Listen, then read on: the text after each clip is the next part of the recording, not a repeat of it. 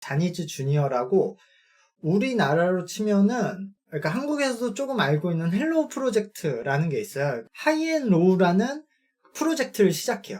이게 사실 하이앤로우가 지금 SM이 하려는 그 스타더스트 프로모션을 또 얘기해야 되거든요. 아까 말했던 AKB의 라이벌이었던 모모크로가 소속되어 있는 소속사. 이제 스타더스트는 저도 자주 얘기를 하는데, 스타더스트는 원래는 이제 배우 소속사예요.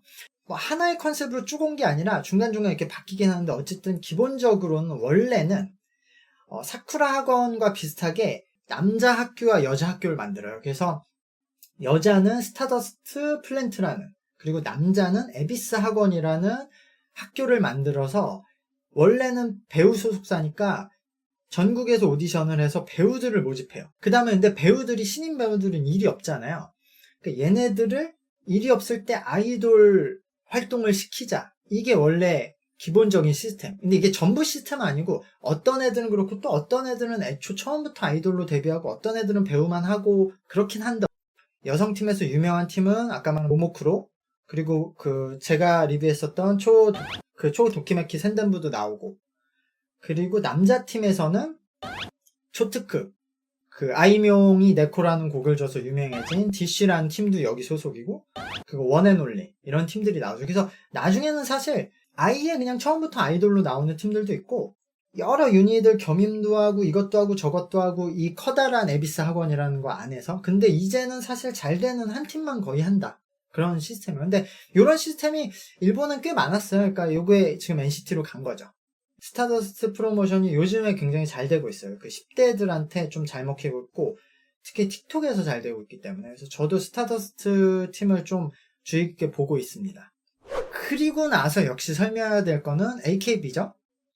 AKB는 뭐 잘 아시는 분들도 있겠지만 시스템이 여러 개예요. 일단은 만나러 갈 수 있는 아이돌. 그래서 본인들 극장을 소유하고 거기에 오면은 거기서 공연을 하고 있으니까 극장을 볼 수 있게 하는 시스템이죠. 그리고 나서 나중에 그 야구 시스템을 갖고 와서 지역 연고제 시스템을 도입했죠. 그 지역을 대표하는 아이돌로서 지역 아이돌들을 만들어서 야구처럼 서로 경쟁하게 하는 그런 시스템도 여기서, 지역 연고 시스템도 나왔고, 이게 나중에 근데 올스타전을 해서 올스타를 뽑는 총선 시스템도 나왔고, 뭐 다양한 이벤트들이 나왔죠. 가위바위보 이벤트도 나오고, 얘네들도 뭐 드라마도 하고, 다양한. 그리고 AKB가 조금 진화해서, 사실 뭐 팀팔도 그렇지만 NGT 48 때 이제 지역경제 밀착형으로 들어갑니다. 이건 나중에 STU까지 전환이 되는 거죠. 그러니까 뭐냐면은, 기존에는 인구수가 많은 지역을 연고로 이제 팀을 만들었는데, 나중에는 아예 인구수를 떠나서 그러니까 되게 낙후된 시골인, 경제가 활성화 안 된 지역에 시와 정부와 협의를 해서 여기에 지역을 홍보하는 아이돌을 만들 테니까 뭐 지원도 많이 하고 협조도 많이 받아서 니가타에서 그 NGT 48을 만들고, 실제로 거기서 NGT 48이 극장 활동을 하고 뭐 총선에 나와서 본인들 그 마을을 홍보하고, 각자 그 시골의 본인들 지역을 다 그 마스코트를 하면서 지역 경제 활성화를 굉장히 많이 했어요. 이게 뭐 NCT가 나중에 사건 때문에 그렇게 돼서 그런데, 사실 이것을 한국에서도 굉장히 많이 흥미롭게 지켜봤어요. 특히 저도. 이게 제가 예전 기억이라 좀 낮춰서 말하면, 실제로 당시에 제가 그 일본에서 공부하고 이랬을 때 NGT가 니가타 지역 경제, 뭐 우리나라도 뭐 경제 효과 뭐 막 그런 얘기를 하잖아요. 뭐 하면은 경제 효과 막 뭐 이랬는데, NGT가 실제로 뭐 효과를 떠나서 그 니가타에 가서 극장을 하면서 1년 동안 몇만 관객이 와서 티켓을 사고, 그 악수에 참여를 해서 티켓을 사고 앨범을 사고 뭐 이벤트 참여, 그 금액만 그대로 환산해도 1년에 한 300억 정도를 경제효과를 내는, 이거 되게 최소로 잡아도. 예, 걔네들이 악수회에 1년에 뭐 10만 명이 오고, 앨범도 몇십만 장 팔고, 그리고 그 극장에 1년에 7만 명 이상 오고, 이래서 사실상 그 아이돌이 그 경제효과를 내는 게 굉장히 커요, 은근히. 그래서 이것도 우리나라에서 할 수 없을까라고 많은 제작진들도 고민을 하고, 저도 많이 고민을 했는데 뭐 어려운 부분이 있죠. 어쨌든 그런 지역경제 밀착형 아이돌까지 갔다, AKB가. STU는 그 세토우치 그 바다 왔다 갔다 하면서 그 유람선 안에서 하려고 했었던 거죠. 그 경제 효과가 되게 크다는 걸 아니까. 그럼 회사도 돈 벌고 아이돌도 돈 벌고 그 지역 경제도 활성화되고, 왜냐면 뭐 팬들이 거기 계속 찾아오니까. 원래는 그 지역에 갈 일이 전혀 없는데 사람들이 가서 극장도 가고 그러다 보면은 슈퍼에 들려서 음료수도 사 먹고 밥도 먹고 이러니까. この番組は 같이 の提供でお送りしま 그랬던 す 게 있고요. 케야키 자카라는 팀이 있죠. 케야키 자카는 또 약간 특이한 세계관이라고 해야 될까, 설정이 있었던 게, 케야키 자카는 당시에 뭐 이거 제가 케야키 자카 리뷰할 때 많이 얘기했는데, 그리고 저번에 일본 여자 아이돌 뭐 설명할 때도 얘기했는데, 케야키 자카는 당시에 오버그라운드에서 데뷔를 했던 이 아이돌들을 데리고 서브컬처 같은 음악을 해보자 라는 쪽으로 갔던 거죠. 그러니까 당시에 일본 서브컬처에서 우타이테에서 뭔가 되게 방구석에 갇혀서 어둠, 막 혼자 고뇌를 얘기하는 음악을 오히려 메이저 있는 아이돌로 한번 해보자. 그래서 케야키 자카는 그 10대가 가지는 그런 뭔가 되게 답답함, 그리고 여러 어려움, 갑갑함, 그런 공포, 뭐 위기감, 뭐 이런 것들을 풀어내려고 했죠, 세계관으로. 그래서 케야키 자카가 그런, 어떻게 보면 서브컬처를 메이저에서 하는 아이돌, 그런 형식으로 가서 이게 굉장히 잘 됐죠. 일반 뮤지션들도 이제 이런 설정, 세계관, 시나리오를 가지고 있는 팀들이 많은데, 간단히 그냥 제가 생각나는 팀들만 얘기하면, 역시 세카이노 오와리라는 팀이 있죠.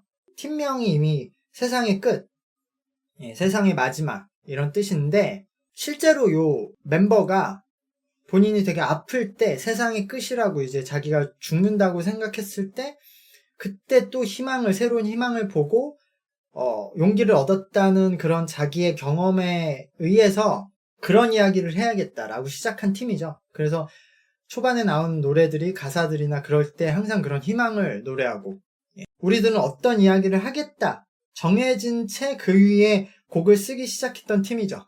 요루시카라는 팀이 있어요. 요루시카도 뭔가 청춘 로맨스 스토리가 있어요.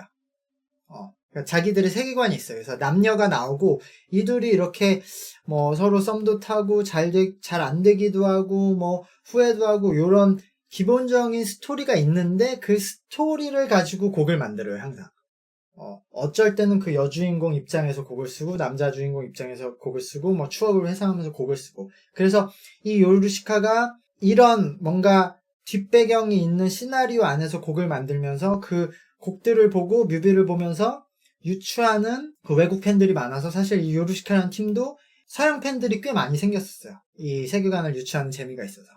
그리고 현재 일본에서 가장 인기 있는 가수 5명을 꼽으면 항상 들어가야 되는 요아소비라는 팀이 있죠. 이 요아소비라는 팀은 기본적으로 컨셉은, 이 친구들은 곡을 만들 때마다 응모를 받아요.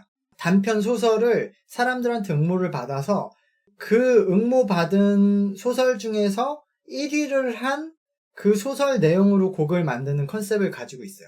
뭐 모든 곡은 그렇지 않지만 많은 곡들이 그 짧은 단편 원 소설이 있다. 일본에는 지하 아이돌이라는 시장이 있거든요. 그 지하 아이돌 중에서 뭐 역대 가장 유명하고 성공했던 가면조시라는 팀이 있어요. 이 가면조시라는 팀은 어떤 팀이냐면, 원래는 가면조시라는 팀이 아니라 그 지하 아이돌에서 활동하는 4개의 다른 팀이 있는데, 이 4개의 팀이 합쳐갖고 가면조시라는 프로젝트 팀을 운영해서 활동을 하는 거거든요. 이 팀들도 활동한 지 꽤 됐을 거예요. 거의 10년?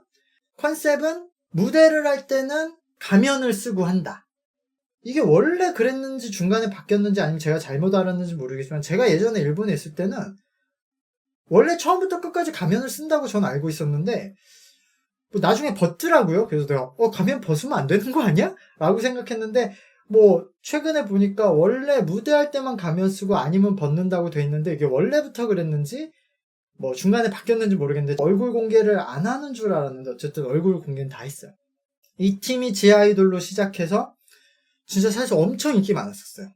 이게 근데 프로젝트 팀이니까 멤버도 계속 많이 바뀌고, 그러면서 인기도 뭐 떨어졌다 올라갔다 떨어졌다 올라갔다 하는데, 어쨌든 그런 그러니까 세계관이, 그 크게 말하면 세계관이고 짧게 말하면 컨셉인데, 예전에는 컨셉들이었는데 지금은 그게 진짜 거대한 하나의 세계관이라고 할 만큼 시나리오 설정이 있어서 지금은 그냥 세계관이라고 얘기를 하죠.